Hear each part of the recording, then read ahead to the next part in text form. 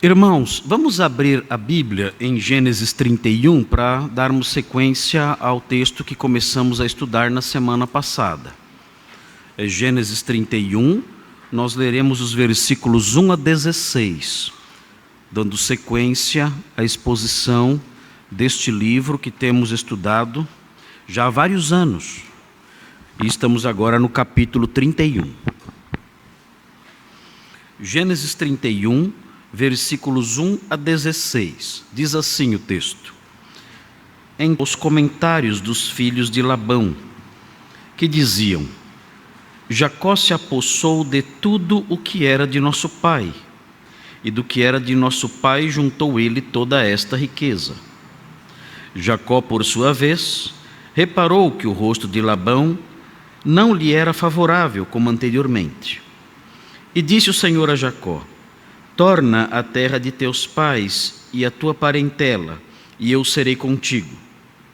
Então Jacó mandou vir Raquel e Lia ao campo para junto de seu rebanho. E lhes disse: Vejo que o rosto de vosso pai não me é favorável como anteriormente. Porém, o Deus de meu pai tem estado comigo.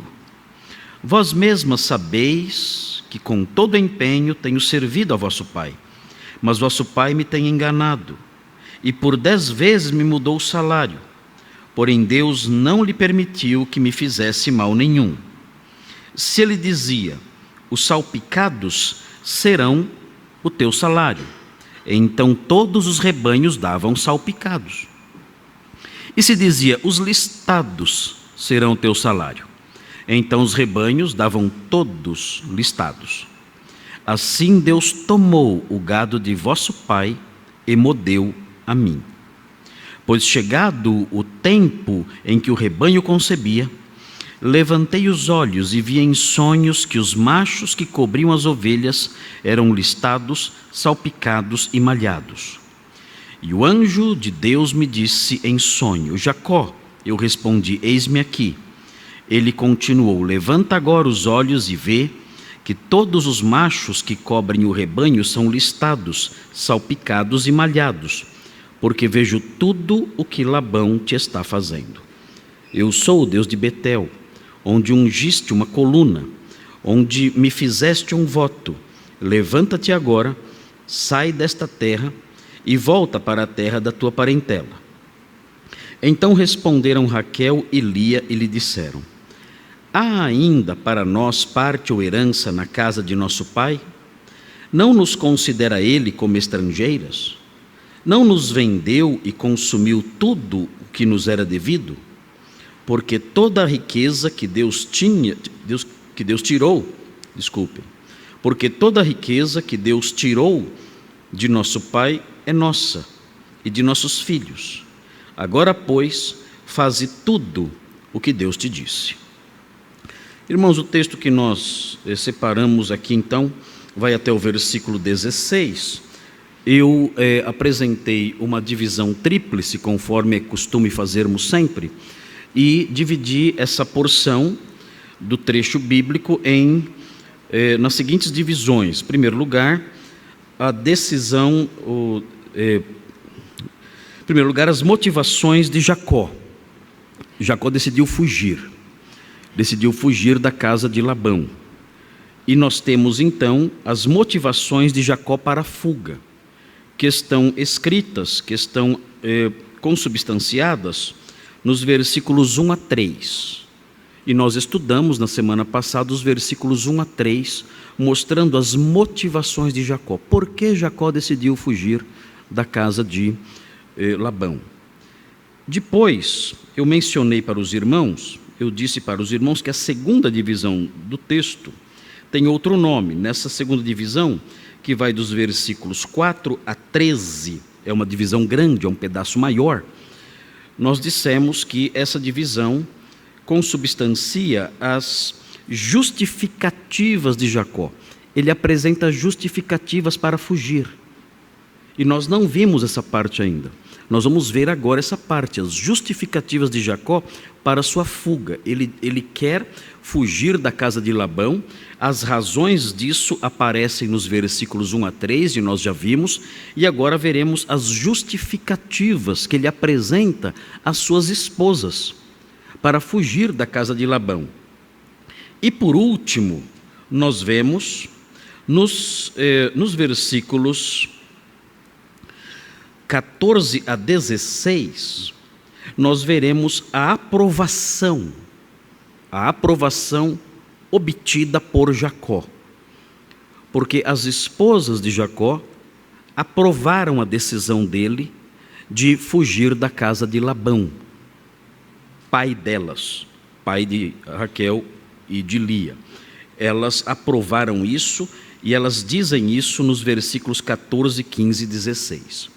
Então essa é a divisão do nosso texto e nós estamos caminhando sobre ele, entendendo essa história. Hoje então veremos, já vimos os versículos 1 a 3, e hoje nós veremos então as justificativas que Jacó apresentou para fugir da casa de Labão. Os irmãos devem entender que essa história não é simplesmente uma história de uma família. Os detalhes da história de uma família com suas diferenças e com suas dificuldades ali de relacionamento. Não é isso. Nós não estamos lidando com isso aqui. O que nós estamos fazendo aqui é lidar com a história da salvação da humanidade. Nós não podemos perder isso de vista. Essa história faz parte de uma história maior. O que está acontecendo aqui é o caminhar de uma saga.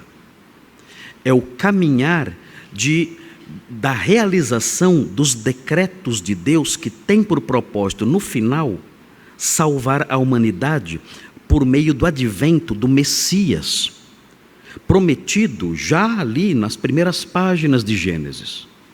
Então, o que aconteceu, como Deus agiu, para fazer com que o Messias, o Salvador do mundo, que nós conhecemos como cristãos e cremos ser Jesus de Nazaré, o que aconteceu para que Deus preparasse todo o cenário e um dia trouxesse ao mundo o Salvador? Então, quando nós estudamos o livro de Gênesis, nós aprendemos isso. É o que nós chamamos de a história da redenção. É a história da salvação da humanidade. Como Deus trouxe ao mundo aquele que salvaria pessoas de todas as tribos, raças, línguas e nações. Então não se deixem enganar pela leitura de um texto isolado do ambiente geral do livro e do propósito geral do Espírito Santo ao trazer essas histórias para nós. Não se deixe enganar por essa percepção. A nossa percepção deve se desenvolver a partir de uma concepção mais larga, mais ampla. Deus está mostrando como o Messias veio ao mundo, quais foram os passos, quais foram os episódios, quais foram os eventos que prepararam o advento do Messias. Nós temos isso aqui. Nós vemos aqui como Deus deu a Jacó uma família. Nós aprendemos isso no capítulo anterior. Como Deus deu a Jacó uma família. E nós aprendemos isso. Aprendemos também como Deus deu a Jacó um patrimônio. Aprendemos isso também. E agora estamos vendo como Deus pega Jacó e leva de volta para a terra que ele tinha prometido a seus pais. Jacó então vai voltar para essa terra prometida a seus pais. E tudo isso tem uma relevância crucial para a história da salvação da humanidade. Por quê? Porque essa terra será herdada pelos descendentes de Jacó. Esses descendentes que agora são crianças, são os filhos dele, e que serão os pais das 12 tribos. E entre esses pais das 12 tribos há um que é Judá. E o Senhor escolherá a tribo de Judá para dessa tribo trazer o Messias ao mundo.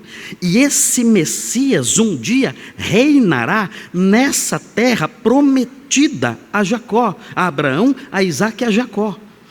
Tudo isso então está sendo preparado para compor esse plano maravilhoso da salvação da humanidade, que envolve o advento do Messias pela tribo de Judá, um dos filhos de Jacó, que estamos estudando aqui, e, além disso, o preparo de um cenário em que esse Messias um dia reinará sobre toda a terra. Nós cremos que um dia o Salvador, o descendente de Jacó, ele um dia cumprirá plenamente essas promessas relativas à terra e reinará sobre todo o mundo a partir dessa terra, a partir de Jerusalém, de uma Jerusalém restaurada. E nós cremos que isso vai acontecer conforme os profetas disseram que vai acontecer. Os profetas disseram: olha, um dia o descendente de Jacó, um dia o rei de Israel, um dia o Messias prometido aos patriarcas, um dia aquele de quem falam todos os profetas, um dia esse rei soberano governará todo o universo com um cetro de ferro e regerá as nações a partir de Jerusalém restaurada. E todos então se dobrarão diante dele, e toda a terra se encherá do conhecimento de Deus, como as águas cobrem o mar, e ele reinará para sempre de mar a mar. Então, quando nós olhamos aqui nesse texto, as alusões a Jacó deixando a terra de Harã e se dirigindo para Canaã, nós estamos aqui vendo esse homem participando de um contexto em que ele vai herdar essa terra, e essa terra será dos seus descendentes. E um dos seus descendentes um dia nascerá ali e será o rei judeu. E esse rei judeu morrerá e ressuscitará e um dia voltará.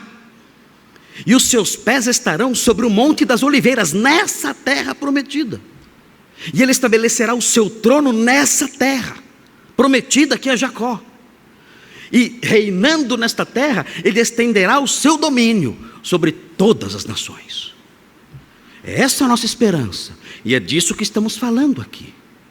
Estamos conhecendo essas coisas, estamos vendo como Deus formou essa família, dentro da qual nascerá o Messias. Como Deus deu essa terra a esse povo, a terra que servirá de centro do governo messiânico sobre toda a terra. Como Deus deu essa terra a esse povo. Estamos estudando essas coisas, de modo que tudo isso está relacionado à história da redenção da humanidade. Grande parte do que estava sendo preparado aqui já se cumpriu. Dentro da tribo de Judá já nasceu o Redentor. Dentro da tribo de Judá, dentro da família de Jacó, já nasceu o Rei do Universo. Ele já nasceu. Ele veio aqui. Ele viveu aqui. Ele provou ser o Messias. Ele foi rejeitado como os profetas disseram que ele seria rejeitado. Ele foi morto. Ele ressuscitou como os profetas disseram que aconteceria. Ele voltou aos céus, está reinando lá nos céus agora. E agora falta o momento em que ele voltará outra vez aqui. Desta vez, não como alguém que virá em fraqueza para dar a sua vida pelos pecados da humanidade, mas como o Rei soberano, que virá para cumprir outras profecias, que virá para cumprir outras predições, quando ele estabelecerá o seu reino e governará as nações com um cetro de ferro. Estamos aguardando esse dia.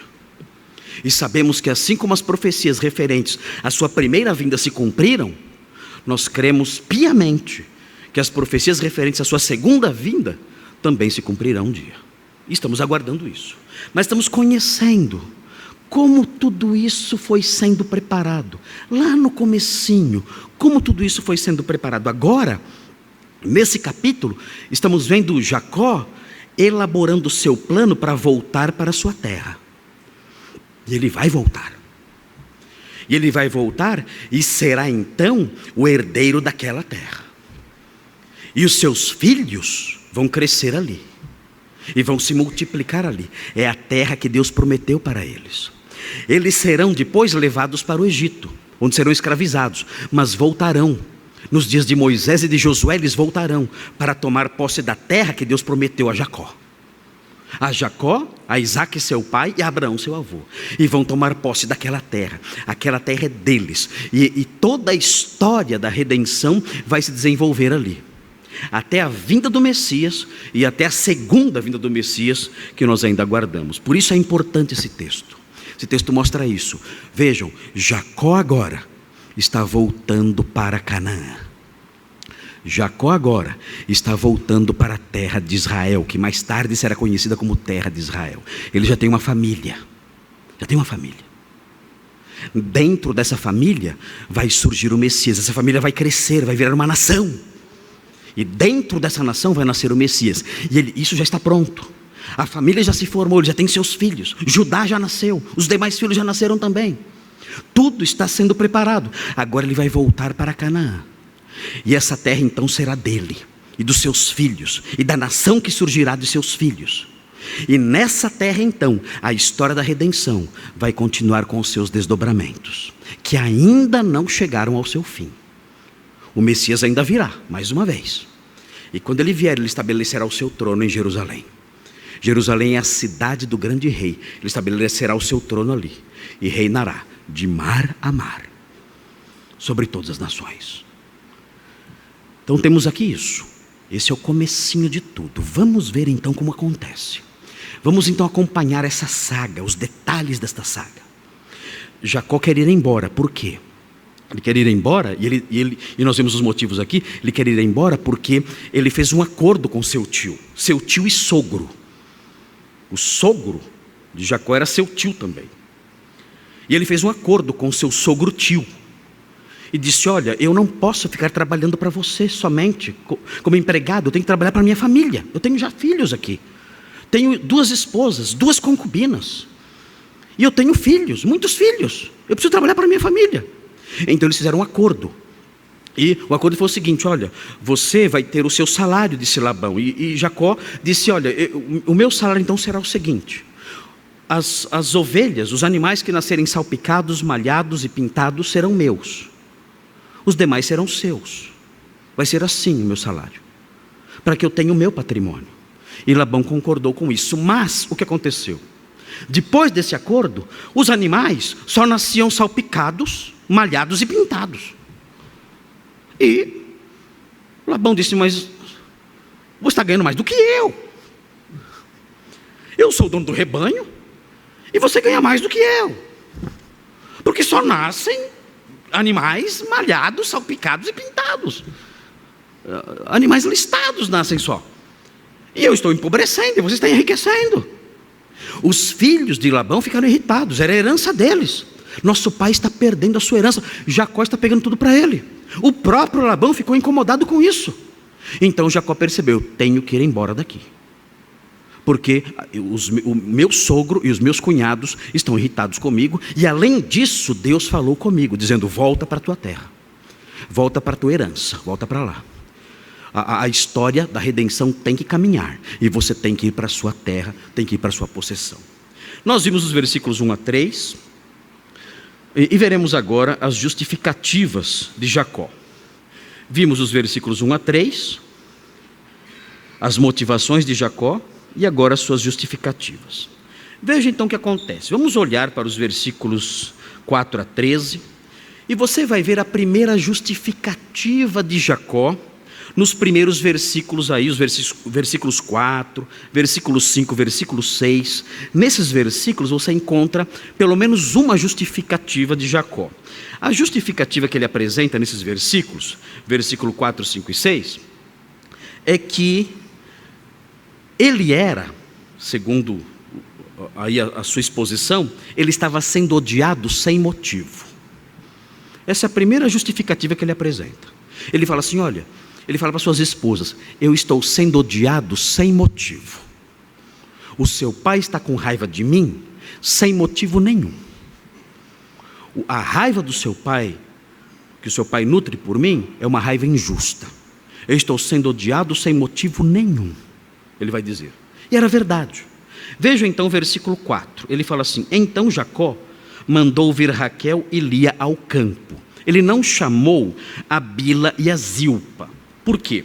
Primeiro porque a Bila e a Zilpa não eram filhas de Labão, eram servas que ele havia dado às suas filhas Lia e Raquel. E segundo porque Bila e Zilpa, elas não eram esposas, elas eram concubinas. E na Bíblia existe uma diferença entre a esposa e a concubina. Na Bíblia, esposa é uma coisa, concubina é outra. E a diferença entre a esposa e a concubina é a formalização do casamento. Na Bíblia, se alguém se junta com uma mulher, apenas se junta com uma mulher, isso não é casamento, isso é concubinato. Então, a Bíblia faz essa distinção.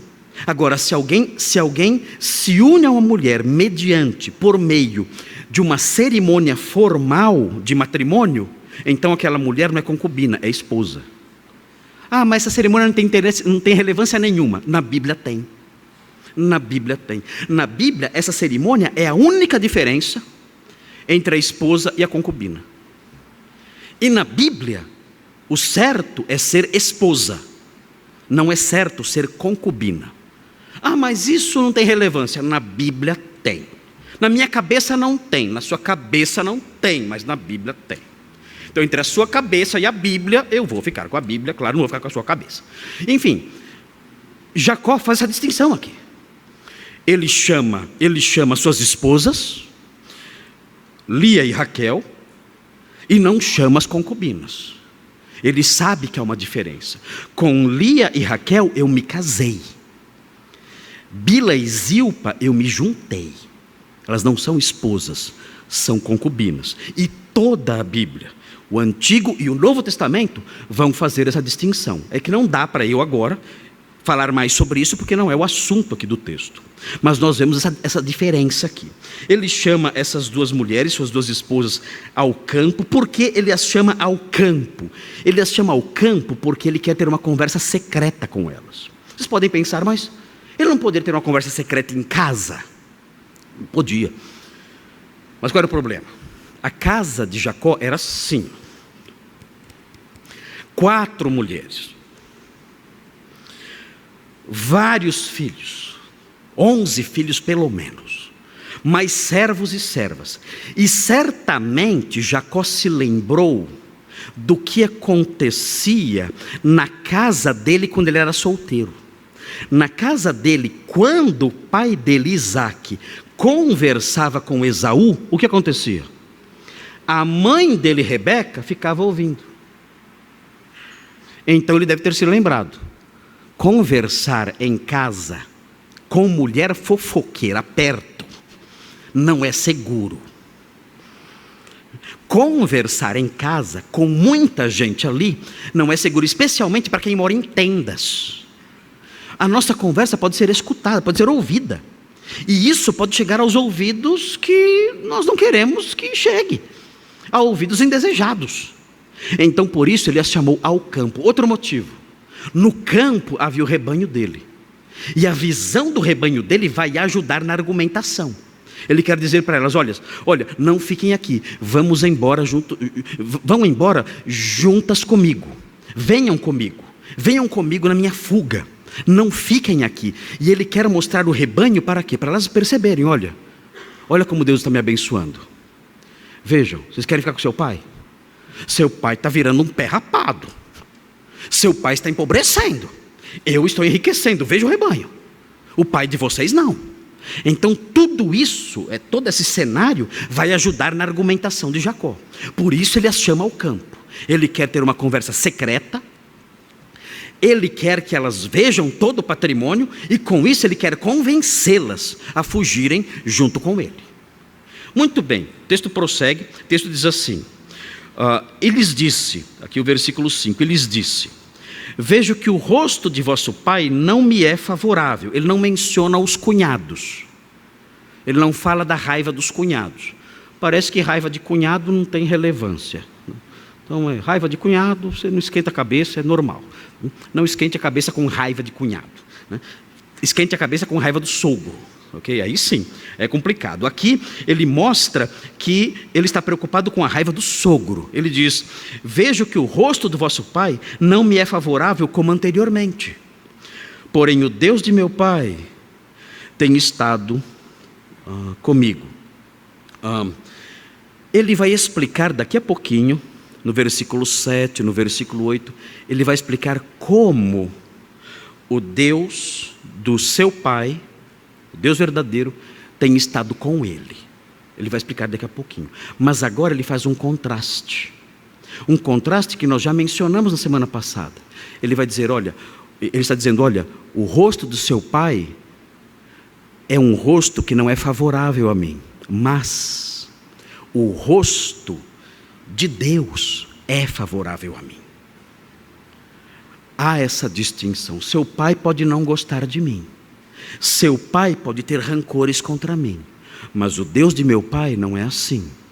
Ele está me tratando com favor. O que ele quer fazer? Ele quer convencer suas esposas, dizendo, olha, fiquem comigo. Vamos embora. Eu vou embora e vocês devem vir comigo. Venham comigo. Não fiquem na casa do pai de vocês, porque Deus está do meu lado. Deus não está do lado do pai de vocês. Deus está do meu lado. E ele prossegue dizendo, vós mesmas sabeis que com todo empenho tenho servido a vosso pai. É aqui que está o argumento. Ele está dizendo, olha, o seu pai tem me odiado e esse ódio é um ódio injusto. Porque olhem para mim, vocês sabem, vocês são testemunhas, vocês têm me acompanhado. Eu tenho servido o pai de vocês com todo empenho. Eu não tenho me aproveitado dele. Eu não estou enriquecendo, como os seus irmãos estão dizendo, eu não estou enriquecendo enganando o seu pai. Eu não estou enriquecendo tirando coisas dele. Eu não tenho feito isso, vocês sabem disso. Eu estou prosperando porque eu tenho trabalhado com empenho. Eu tenho servido o pai de vocês com todo empenho. Então, o ódio que ele tem contra mim, as acusações e os rancores que ele tem contra mim, são infundados.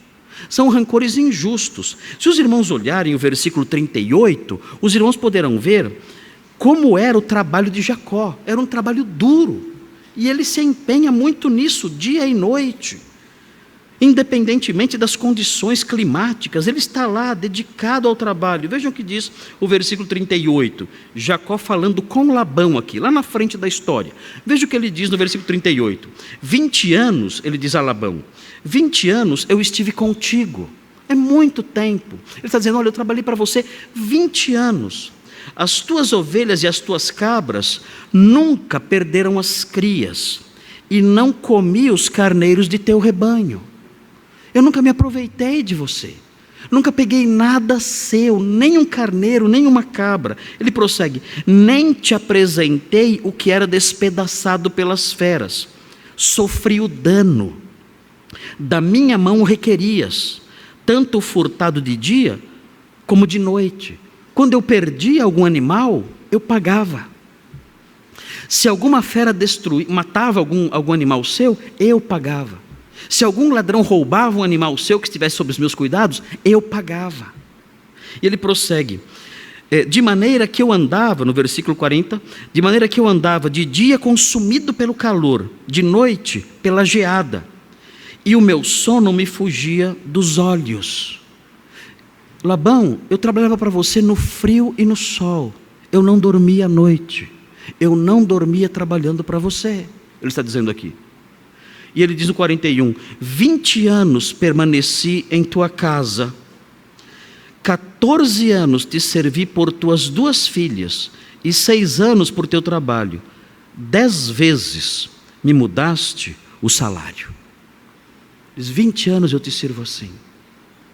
Eu me empenhei intensamente no serviço, no seu serviço, em prol do seu rebanho. E ele então diz isso para suas esposas, olha, o seu pai me odeia injustamente. Eu nunca o enganei. Eu nunca me aproveitei dele. Eu sempre trabalhei com todo empenho, com toda honestidade. Foi assim que eu agi. Eu quero ir embora agora Eu quero ir embora porque ele me odeia. Mas lembrem-se, esse ódio dele contra mim é um ódio injusto. Eu não fiz por merecer esse ódio. Esse ódio dele é por inveja. Não é um ódio justificado pelos meus atos. Então, com isso, ele vai apresentando suas justificativas. As suas esposas têm que segui-lo, e ele quer que elas o sigam de boa vontade, que elas decidam segui-lo, percebendo que as suas justificativas, as suas alegações são corretas. E ele diz: vocês sabem disso, vocês viram isso, vocês têm acompanhado a minha vida nesses 20 anos, vocês acompanharam o meu trabalho nesses 20 anos, vocês sabem que eu estou dizendo a verdade. E ele prossegue, depois que ele apresenta essa justificativa, ele apresenta uma outra justificativa. Essa outra justificativa começa no versículo 7. Ele fala o seguinte, olha, ele vai dizer o seguinte nos versículos 7 em diante, ele vai dizer assim, olha: eu sou vítima, além do seu pai me odiar sem motivo. Notem bem, eu sou vítima de desonestidade. O pai de vocês sim está me explorando. Eu sou vítima de desonestidade e eu só prosperei porque Deus me ajudou. O pai de vocês me odeia sem motivo, essa já é uma razão para eu ir embora e vocês me acompanharem.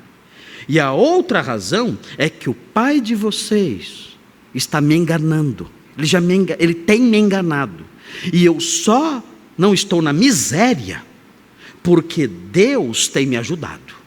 Esse é o argumento dele agora na sequência. Vejam aí o versículo 7. Diz assim: mas vosso pai me tem enganado, ele diz. É uma acusação séria. E de que consiste esse engano? Esse engano consiste do seguinte, olha, o seu pai não cumpre o acordo. Nós fizemos um acordo e o pai de vocês não cumpre. Esse é o engano. Era assim que Labão enganava Jacó. Ele não cumpria os termos do acordo. Era uma acusação grave, mas era uma acusação real. Ele não cumpria mesmo o acordo. O acordo era o seguinte, desde o começo: olha, os salpicados, os malhados e os listados são meus, dizia Jacó. Mas Labão, quando via que esses rebanhos estavam se reproduzindo muito, com base nas aparências ali do rebanho, ele mudava o salário. Falava, não, agora os salpicados serão seus. Ele percebia que nasciam muitos salpicados, ele dizia, olha, agora não são mais salpicados, agora os malhados serão seus. Ele ia mudando, ele não cumpria o avançado. Ele era um tratante. E na palavra de Deus, esse tipo de gente está entre os piores seres humanos que existem. A pessoa que não cumpre os seus contratos, que não cumpre os seus acordos. Se os irmãos olharem como isso é sério, em Romanos 1, existe uma acusação pesada contra pessoas assim. Pessoas que fazem tratos e não cumprem aquilo que combinaram. Vejam aí Romanos 1. Romanos 1 é um texto que mostra uma lista horrível. Os irmãos conhecem bem essa lista. Romanos 1. E vejam o que diz essa lista. Romanos 1, 28. Fala assim. Veja aqui que lista horrível. Diz assim: e por haverem desprezado o conhecimento de Deus, o próprio Deus os entregou a uma disposição mental reprovável para praticarem coisas inconvenientes, diz o texto. O texto está falando de homens que desprezaram o conhecimento de Deus e por isso se corromperam. E aí, o versículo 29 mostra como eles são. E na sequência diz: cheios de toda injustiça, malícia, avareza e maldade, possuídos de inveja, homicídio, contenda, dolo, malignidade, sendo difamadores, caluniadores, aborrecidos de Deus, insolentes, soberbos, presunçosos, inventores de males, desobedientes aos pais, insensatos, e aí vem uma outra palavrinha: pérfidos. O que são pessoas pérfidas? O que é um pérfido? O sentido dessa palavra, o termo assíntetos, que é o termo que aparece aqui, é alguém que não cumpre acordos. Tem muita gente assim hoje em dia. É a pessoa que não cumpre acordos. Ela faz um acordo, ela não cumpre, é um tratante. Ele é infiel nos contratos. Ele faz um trato com você, ele quebra esse contrato para enganar você e tirar proveito. O que acontece aqui nesse texto que estamos estudando, de Gênesis 31, é a acusação feita por Jacó de que Labão agia assim. Dizendo, olha, Labão, o pai de vocês, é um enganador. E como ele é um enganador? Ele é desleal nos contratos. Ele não cumpre os acordos. Nós fazemos um acordo e fechamos esse acordo, selamos esse acordo, damos nossa palavra, e ele, no entanto, ele muda. Ele não é fiel a isso. Ele é um homem desleal a isso. Labão era um homem mau. E Jacó está apontando isso, dizendo para suas esposas, olha, fujam comigo, porque o pai de vocês, além de me odiar sem motivo, é um homem enganador, é um homem desleal, é um homem perverso. Eu só estou prosperando porque Deus está me ajudando. Se não fosse assim, eu não teria como prosperar. O texto diz que ele mudou o salário de Jacó 10 vezes. 10 vezes. Talvez haja um exagero aqui, talvez não tenha sido 10 vezes, pode ser uma hipérbole. Nós às vezes falamos isso, né? Nós usamos expressões assim. Nós dizemos, olha, eu já falei isso 1000 vezes. Isso não é literal. Significa que eu falei várias vezes. Então, quando o texto fala, olha, ele mudou meu salário 10 vezes, pode ser uma hipérbole. Significa que ele sempre mudava o salário de Jacó. E o texto prossegue dizendo, porém Deus não lhe permitiu que me fizesse mal nenhum. E aqui, mais uma vez o contraste.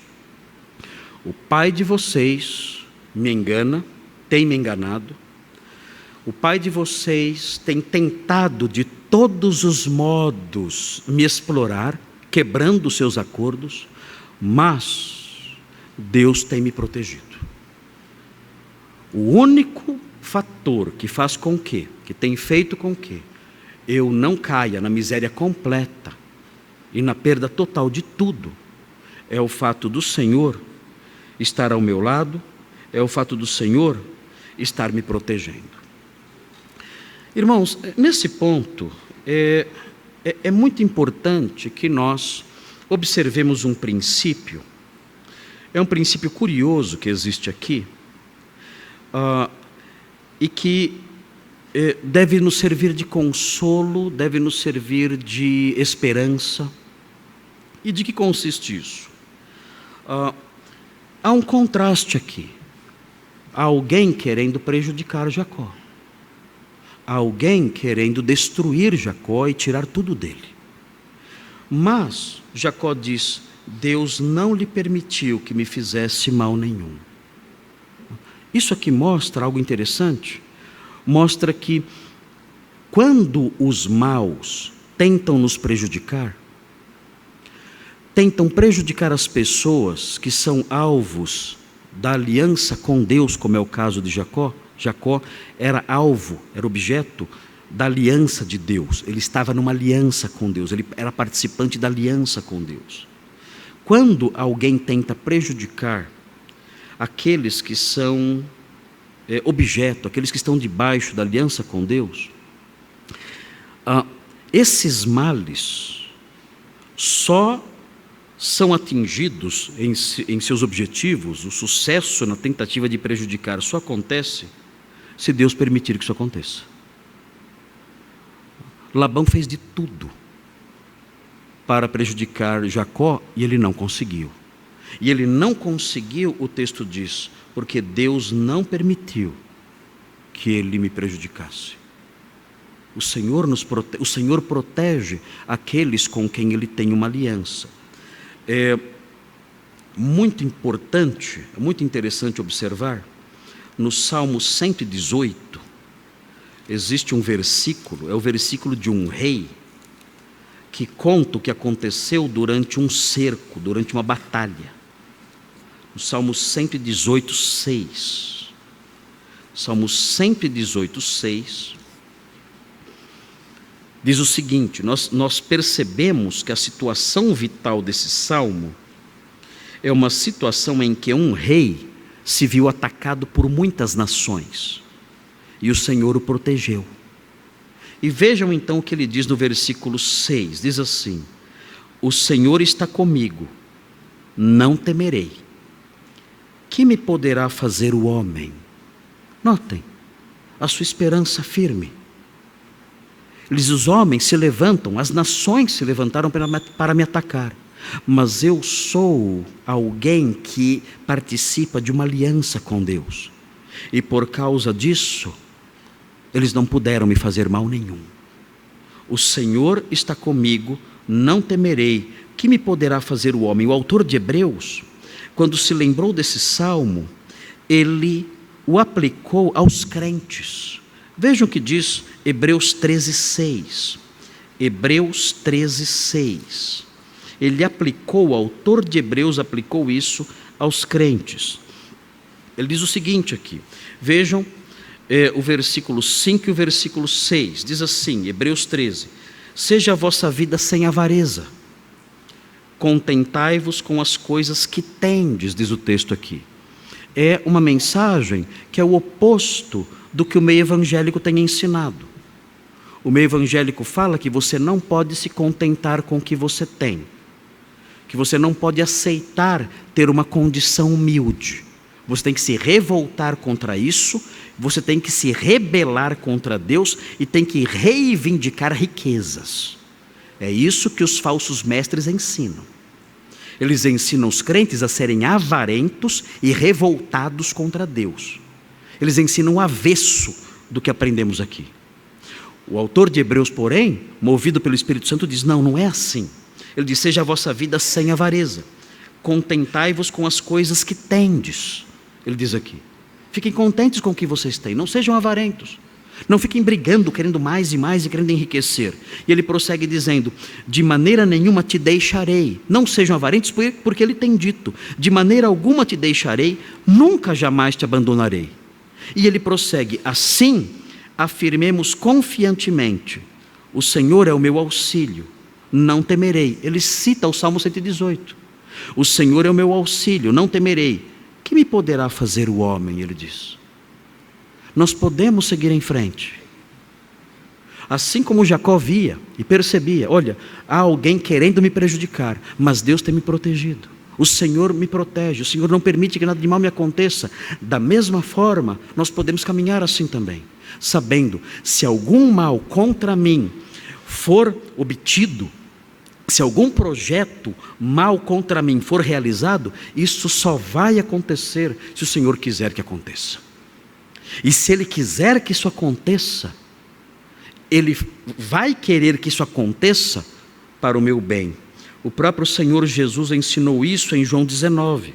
Vejam o que Ele disse a Pilatos em João 19. Pilatos disse a Ele: olha, eu posso matar você. Vejam, João 19. Pilatos disse isso a Ele: eu posso matar você. João 19, versículos 10 e 11. Diz assim: então Pilatos o advertiu: não me respondes? Pilatos falando com Jesus: não sabes que tenho autoridade para te soltar e autoridade para te crucificar? Eu tenho poder total sobre você, disse Pilatos. Eu posso te soltar agora, basta eu falar. E eu posso te matar, com o pior tipo de morte, eu posso te crucificar. Veja a resposta de Jesus. Respondeu Jesus: nenhuma autoridade terias sobre mim, se de cima não te fosse dada. Você não poderia fazer nada comigo, se o céu, se Deus não tivesse dado a você essa autoridade. Então, queridos, quando nós olhamos um texto como esse, e Jacó dizendo: olha, Deus não lhe permitiu que me fizesse mal nenhum, isso deve gerar em nós tranquilidade, porque nós temos inimigos também. Nós que somos crentes, nós temos pessoas que querem nos prejudicar. Nós temos pessoas que querem o nosso mal, na nossa família, no nosso trabalho, na nossa escola. Há pessoas que nos odeiam muitas vezes, como Jacó era odiado, sem motivo nenhum. Que mal fizemos e nós não entendemos. Nós nos deparamos com essas pessoas e vemos o seu rancor contra nós, e assim como Jacó, nós reagimos dessa forma, dizendo: olha, eu não estou entendendo esse rancor, eu não estou entendendo esse ódio contra mim, porque eu nunca dei motivo algum para que esse rancor existisse. Jacó está dizendo: olha, eu me empenhei, eu trabalhei com todo ardor pelo seu pai, e ele me odeia. Eu não entendo isso. E mais, ele não somente me odeia, não é somente o rosto dele que mudou comigo. Além disso, ele quer promover o meu mal. Ele me engana, ele quebra os contratos, ele muda o meu salário várias vezes, querendo que eu caminhe para trás, querendo que eu empobreça, querendo que eu caia na miséria. É isso que ele quer me prejudicar, e eu não entendo isso. Eu não entendo esse rancor e esse trabalho, esse desejo de fazer com que eu não prospere. E nós muitas vezes nos sentimos assim também: Senhor, eu não entendo por que isso. Eu tenho agido de modo justo, eu tenho sido benigno, eu tenho estendido a mão, tenho ajudado, eu não tenho dado motivo nenhum para ser odiado desse jeito, e eu não entendo o que essa pessoa está fazendo, e por que ela está fazendo isso. Esse dilema que nós enfrentamos, que é um dilema comum na vida, que nos deixa perplexos, incomodados, sem entender nada, nós temos que aprender à luz da Bíblia que esse tipo de sentimento faz parte da experiência humana. É assim viver neste mundo. Nós não podemos ser ingênuos e entrar no desespero: meu Deus, não entendo mais nada, estou ficando louco. Não, assim é a experiência neste mundo. Neste mundo temos esse tipo de problema. Jacó enfrentou isso. Ele diz: eu trabalhei 20 anos para você. Eu nunca entreguei a você um animal morto. Eu sempre arquei, inclusive, com os animais roubados e mortos pelas feras. E, no entanto, você, se Deus não tivesse interferido, você teria me despedido sem nada. Não dá para entender isso. Então, diante dessas coisas que nós enfrentamos, na família, no trabalho, na nossa vizinhança, nesse trato com pessoas perversas, com pérfidos, como Labão era, nós temos que lembrar disso. Nós temos que lembrar: olha, a minha vida é a vida de alguém que está debaixo de uma aliança com Deus. Um dia, quando eu criei em Jesus Cristo, o sangue da aliança me lavou. Eu passei a participar da aliança com o Senhor. Eu fiz as pazes com Ele. Eu não sou mais inimigo dEle. Antes eu era um inimigo dEle, mas depois que eu criei em Cristo, já não há mais nenhuma condenação para mim. Agora, sendo justificado mediante a fé em Cristo, eu tenho paz com Deus. Eu entrei nessa aliança com Ele. Eu sou um herdeiro dEle. Então, eu posso caminhar seguro. Seguro como Jacó, sabendo que se alguém intentar um mal contra mim, esse projeto só vai prosperar se o Senhor entender que isso vai produzir algum bem sobre a minha vida. Então sim, então eu posso caminhar tranquilo, dizendo: qualquer mal que tentarem contra mim só prosperará se o Senhor que me ama aprovar. E se Ele aprovar, é porque Ele tem um propósito santo, amoroso e proveitoso para isso. Do contrário, nada disso prosperará. Eu posso então caminhar seguro neste mundo. Eu posso seguir em frente. Eu posso ter esperança. Eu posso ter segurança. Eu tenho um Deus no céu. Eu tenho um Deus no céu que controla as cores das ovelhas. Ele controla as cores das ovelhas. Ele controla a aparência dos animais. Ele controla cada detalhe da vida. Ele controla cada detalhe genético, cada variação genética. Ele controla tudo. Ele é todo poderoso. E Ele é o meu Deus. E eu entrei numa aliança com Ele. Eu tenho paz com Ele. Pela fé em Cristo eu tenho paz com Ele. Eu estou debaixo da sua graça, do seu favor. Eu sou filho, herdeiro dEle. De modo que Ele olha para mim como seu filho, seu herdeiro santificado. E Ele cuida de mim. Se Deus é por nós, como termina o texto?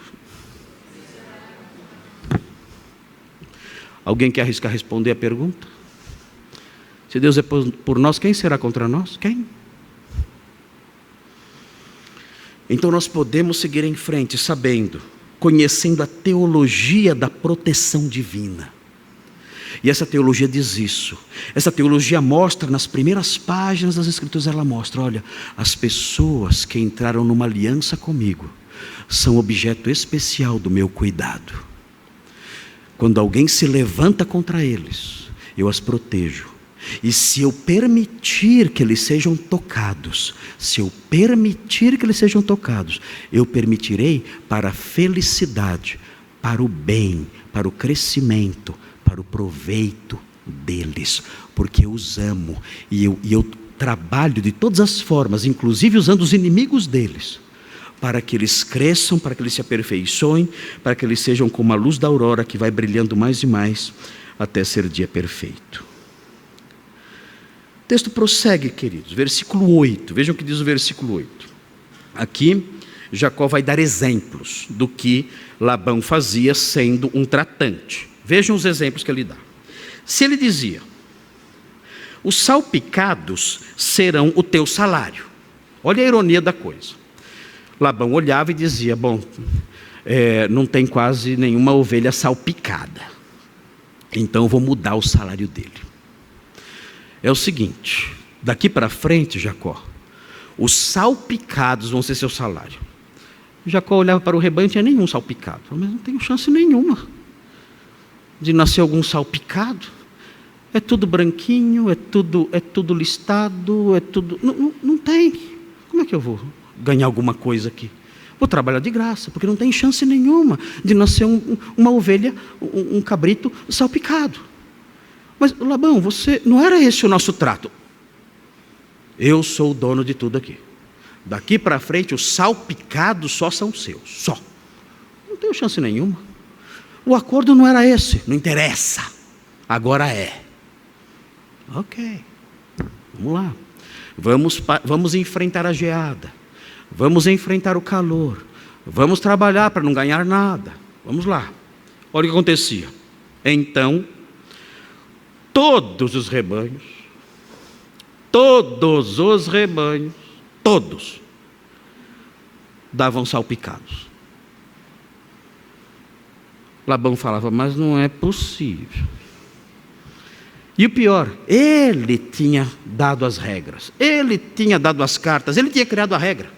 Mas não é possível, esse bicho maldito só nasce salpicado.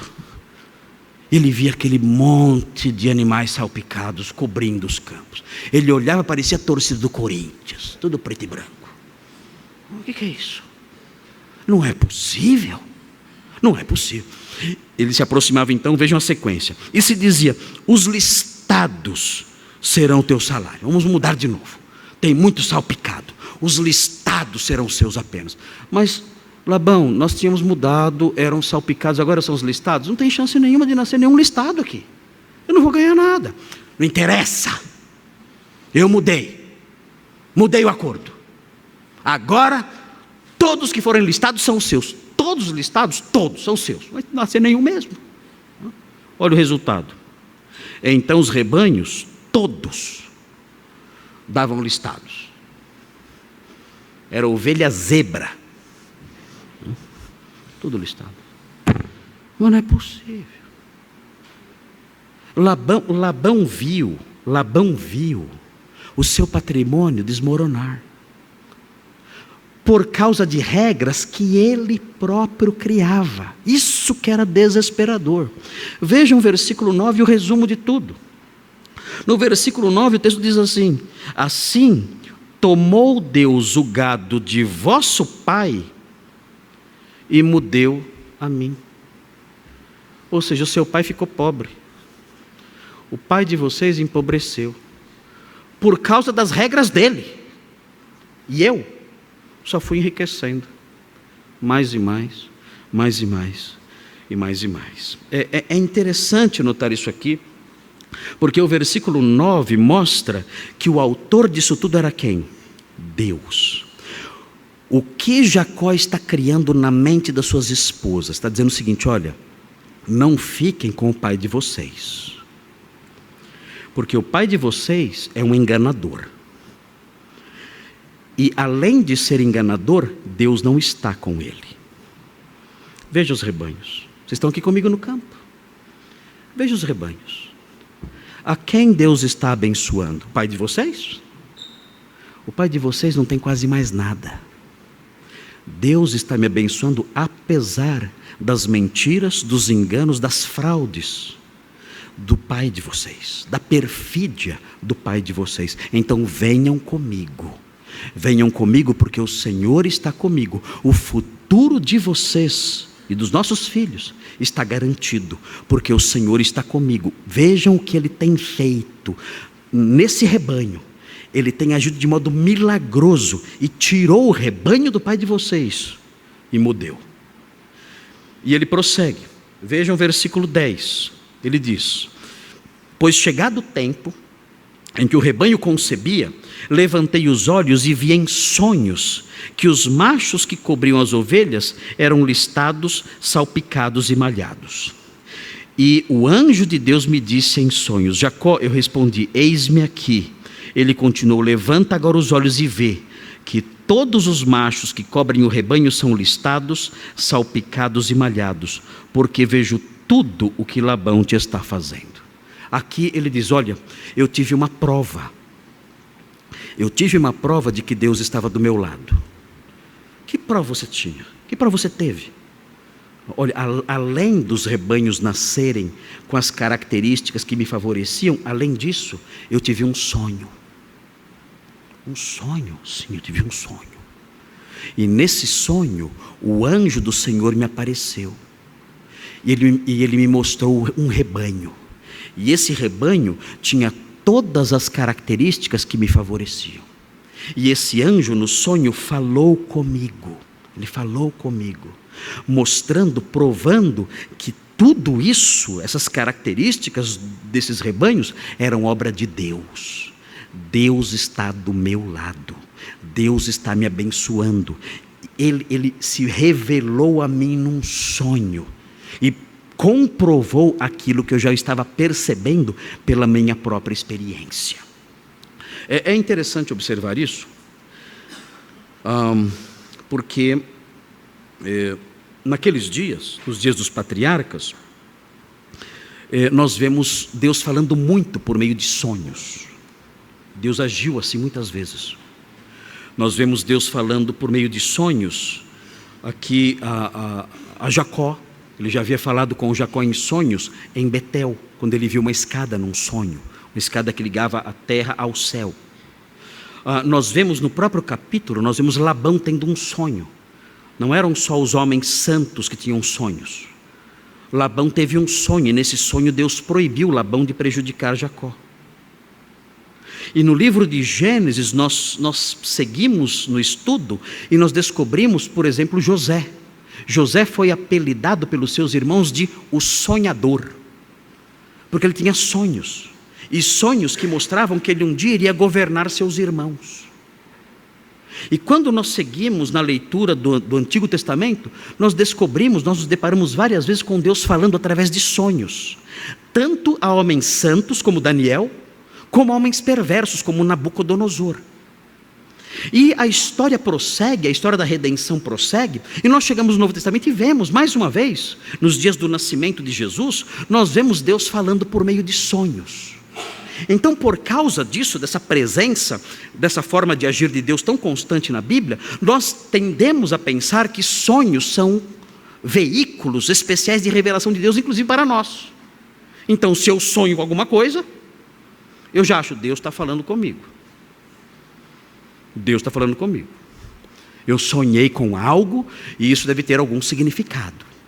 Eu penso que eu sou Daniel. Eu penso que eu sou Jacó. Eu sonhei. Eu tive já vários sonhos que eu não consegui ver o significado. E eu fiquei pensando, o que será que isso significa? Bobagem, não significa nada. O que é o sonho? Sonho é um pensamento que eu tenho dormindo. Só isso. Sonho é um pensamento que eu tenho dormindo.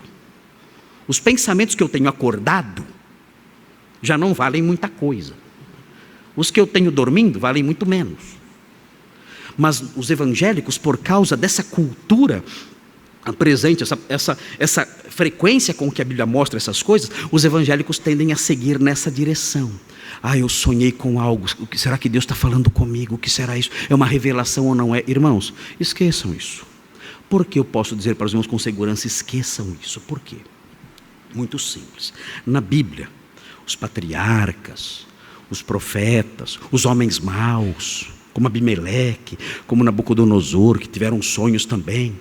Esses homens todos, os sonhos que Deus dava a eles, prestem atenção, os sonhos que Deus dava a eles, eram sonhos relacionados ao desenvolvimento da história da redenção. Os sonhos eram assim.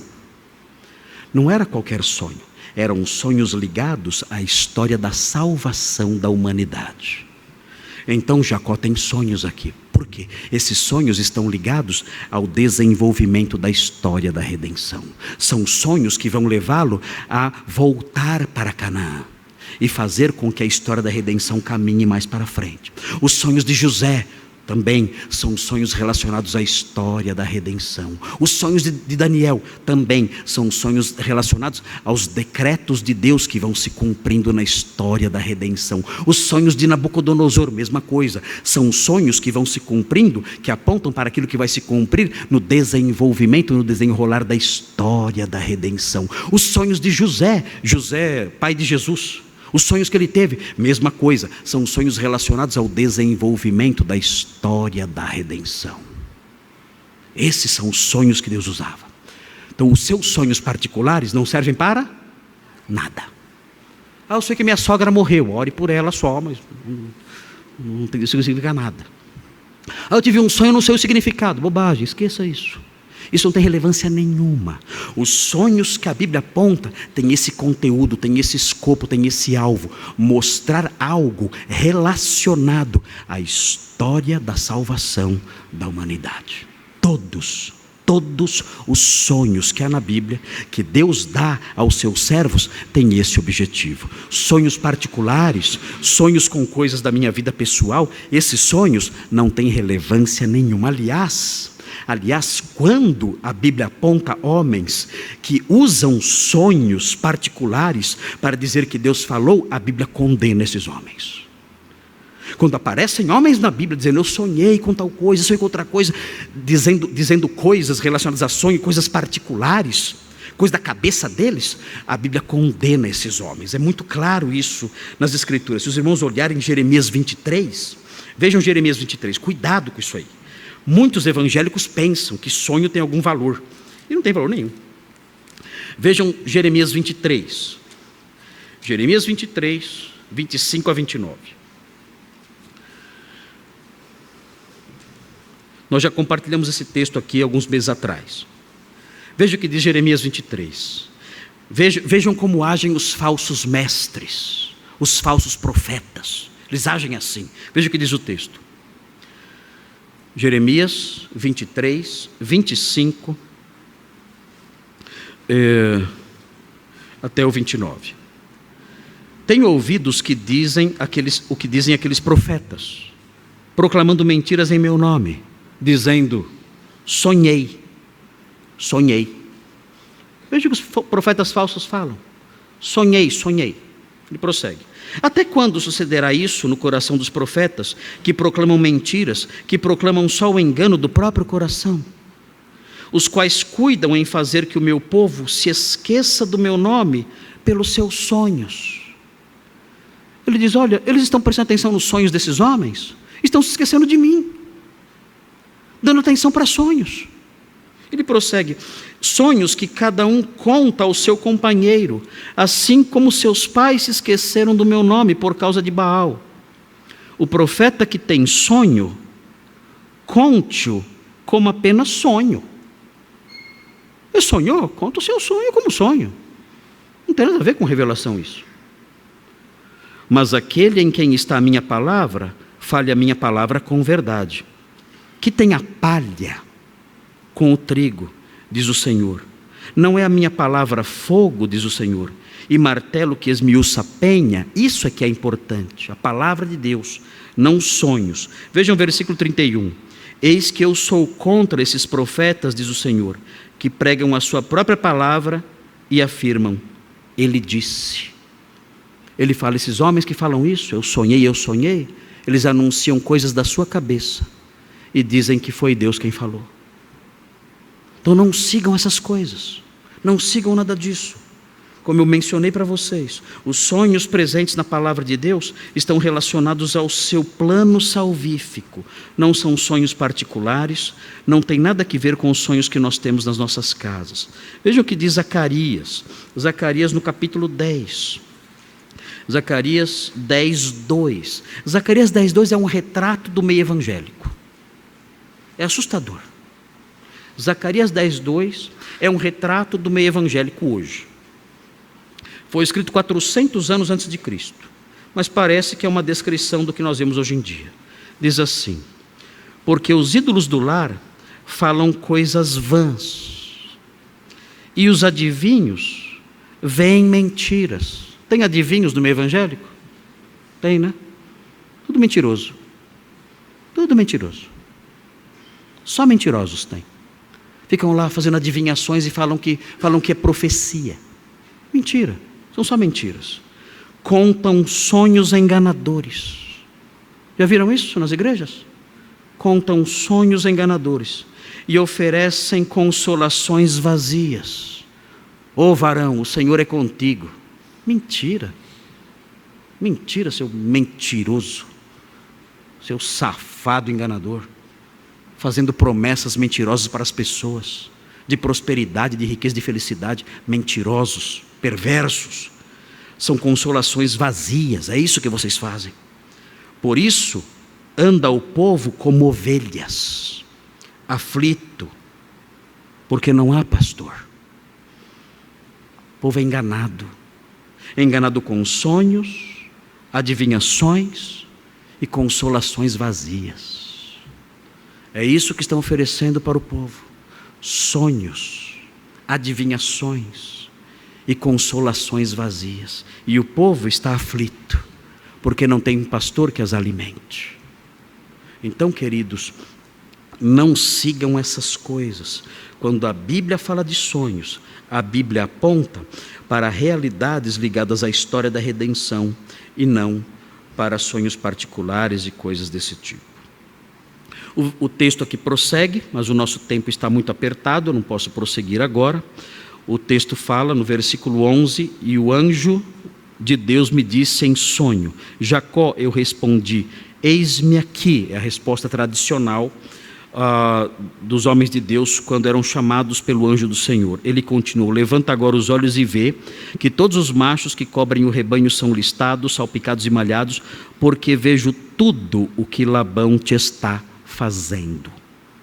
E aqui existe algo importante para aprendermos. Deus vê. Deus vê.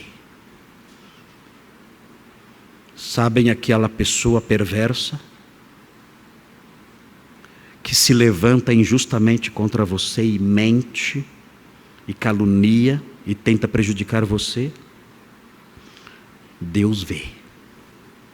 Por quanto tempo Labão tentou prejudicar Jacó? 20 anos. Durante 20 anos, Deus estava vendo, observando. E agora ele se manifesta dizendo, eu estou vendo. Esses 20 anos não me escaparam. Eu estou vendo. E nós vamos falar mais sobre isso na semana que vem. Não dá para falar agora, porque o tempo não permite. Mas eu quero mostrar para vocês o modo como Deus vê.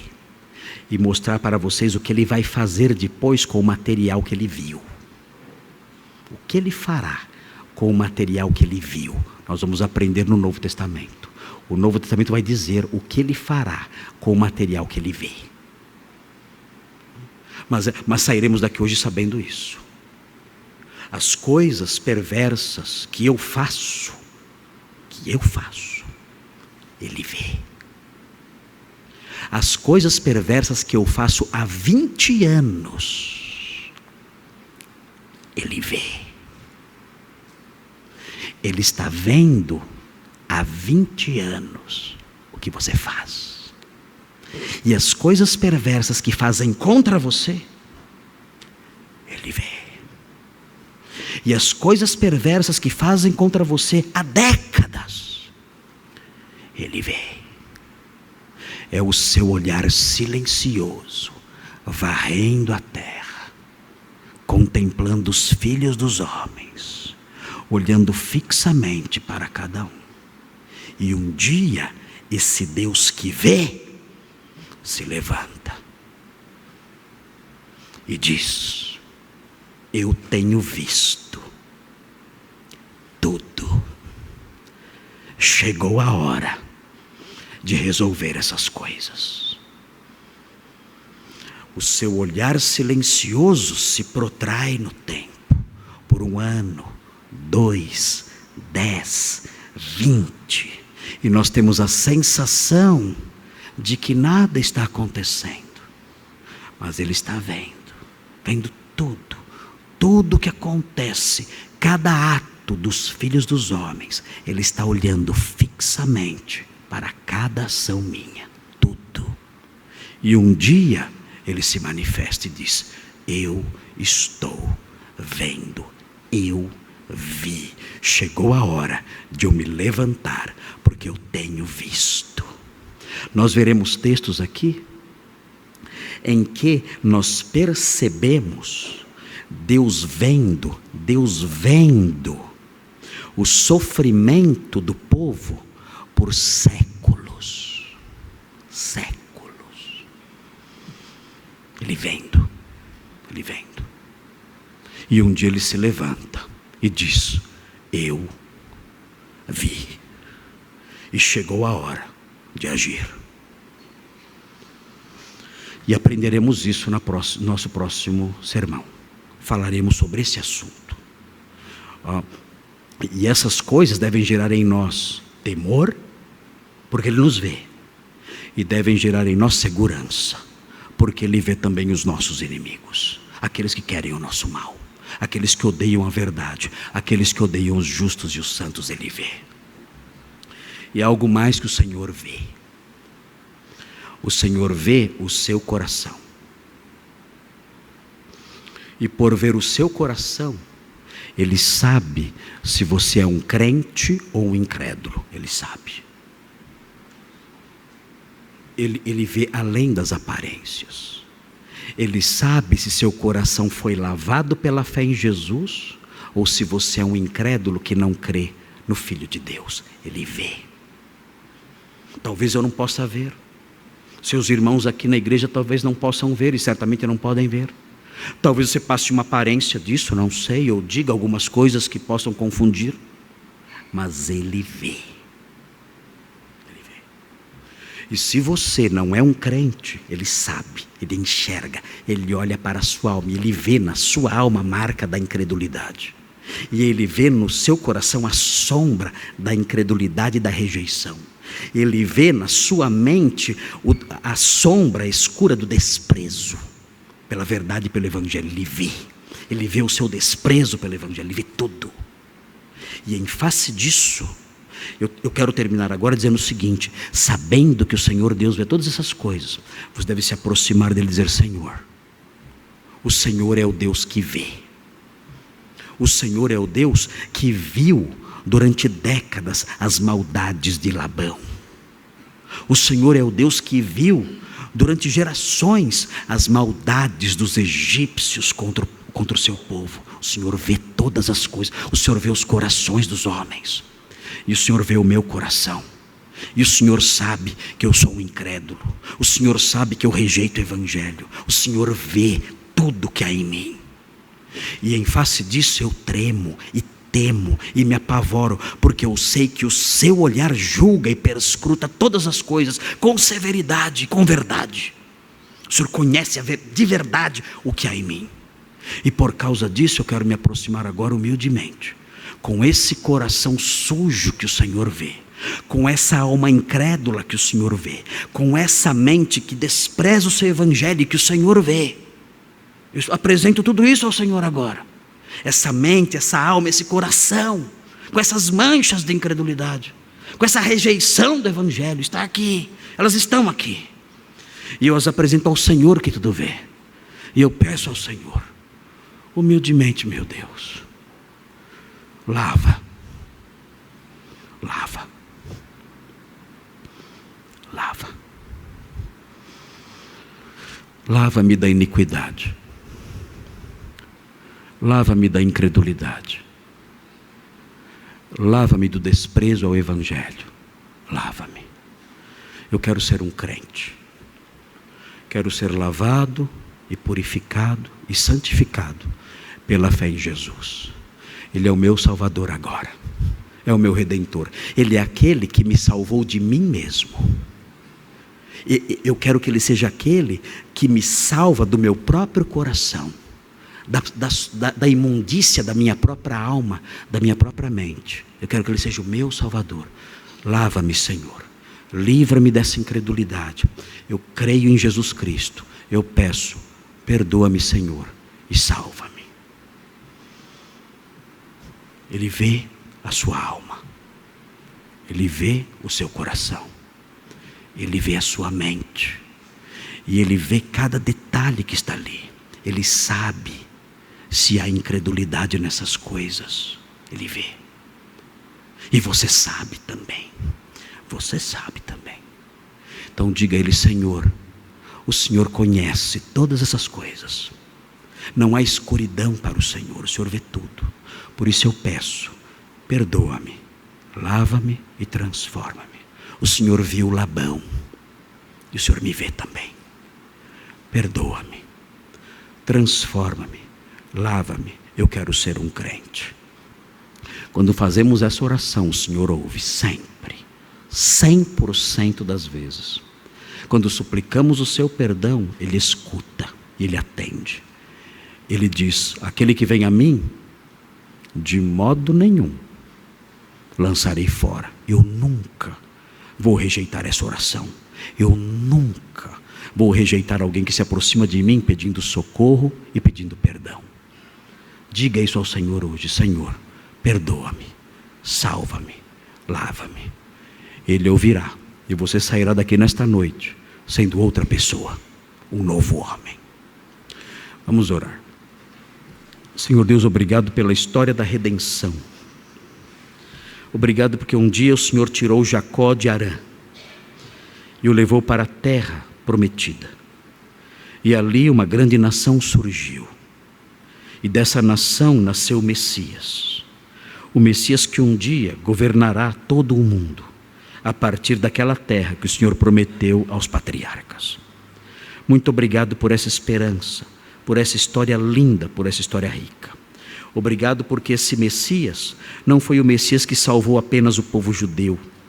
Não foi o Messias que veio salvar apenas os descendentes de Jacó, mas o Messias que deu a sua vida pelo mundo inteiro. O Cordeiro que tira o pecado do mundo. Deus, obrigado por essa verdade. E ajuda-nos, ó Deus, todos aqui, para que nos aproximemos desse Messias. E aqueles que não são salvos possam clamar pelo seu perdão. E possam sair daqui hoje transformados, perdoados e lavados. Pedimos essas bênçãos ao Senhor, em nome de Jesus. Amém.